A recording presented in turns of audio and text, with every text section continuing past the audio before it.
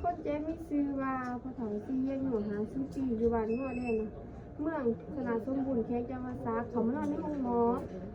ในขังวันที่13 เดือนสิงหาคม 2563จนเป็นเวลา1 วันแล้วเขามานอน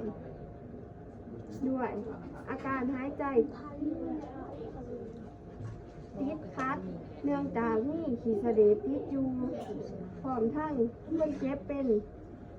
อักเสบปอดจึงบ่สามารถช่วยเหลือตนเองได้ดังนั้นทางแผนการของโรงหมอจึงมีการขี้เสลดสบายดีพอซื้อยังเด้อายุเท่าไรเด้อยู่ว่าเมืองแสง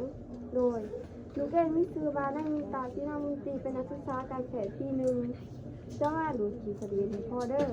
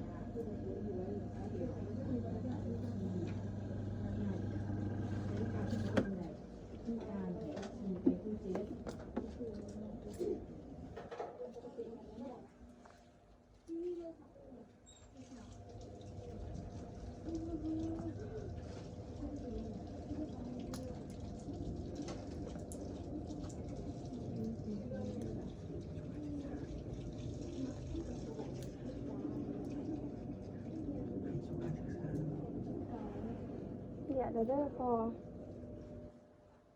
สำหรับอันนั้นเขากินแม่นให้พ่อให้กินต้มข้าวเปียกไก่ไก่หรือว่าหมูก็ได้หรือหมากไม้ไม่นกเขียนหรือหมากแอปเปิ้ล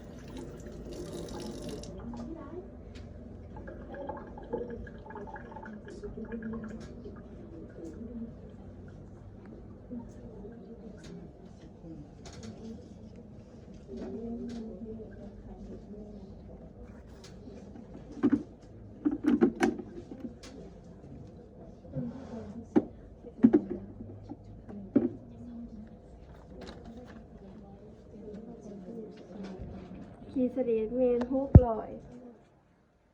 ml สีแมนเป็นสีเขียว